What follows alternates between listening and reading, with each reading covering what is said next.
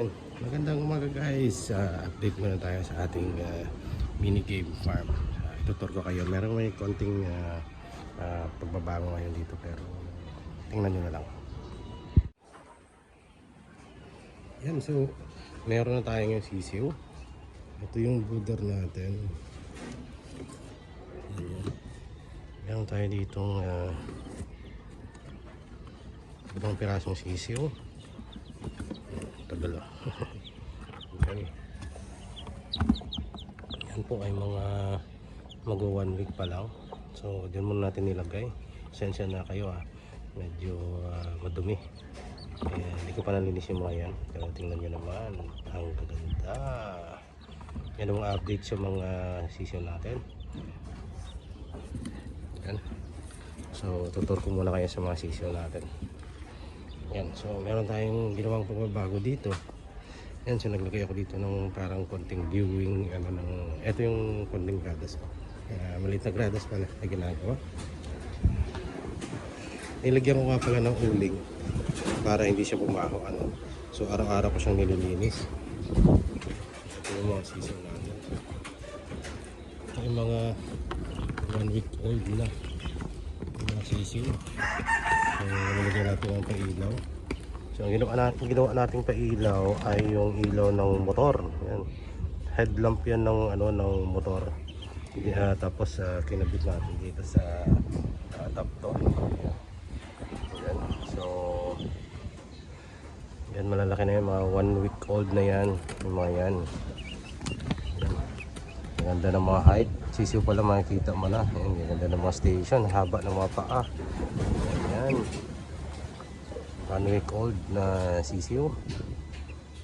Yan. So isasarap na natin. So hindi ko muna sila ina-expose kasi nga para hindi magkasakit.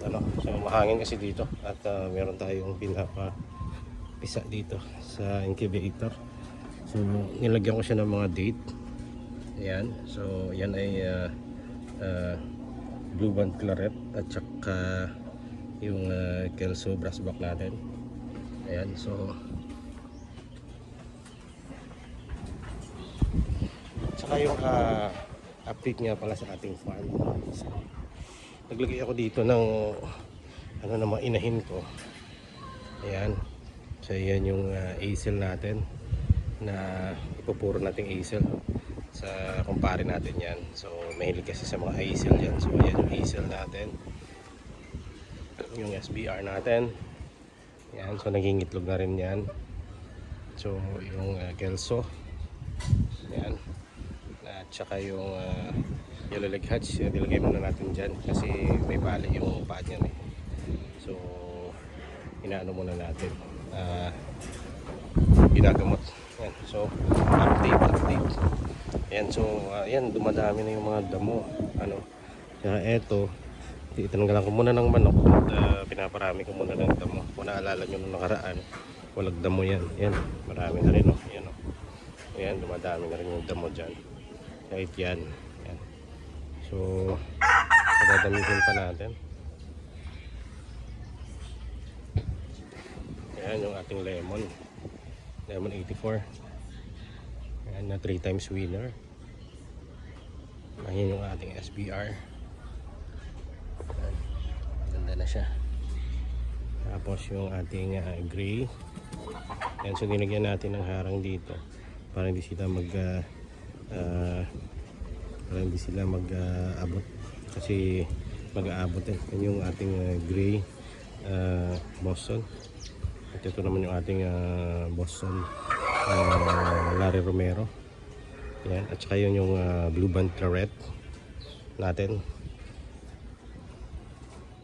At ito naman ay puro na brassback over brassback. Ano na magkapatid yan magkapatid yung dalawang yan. So ang ilalabas niyan is magiging na siya, magiging pure na brassback.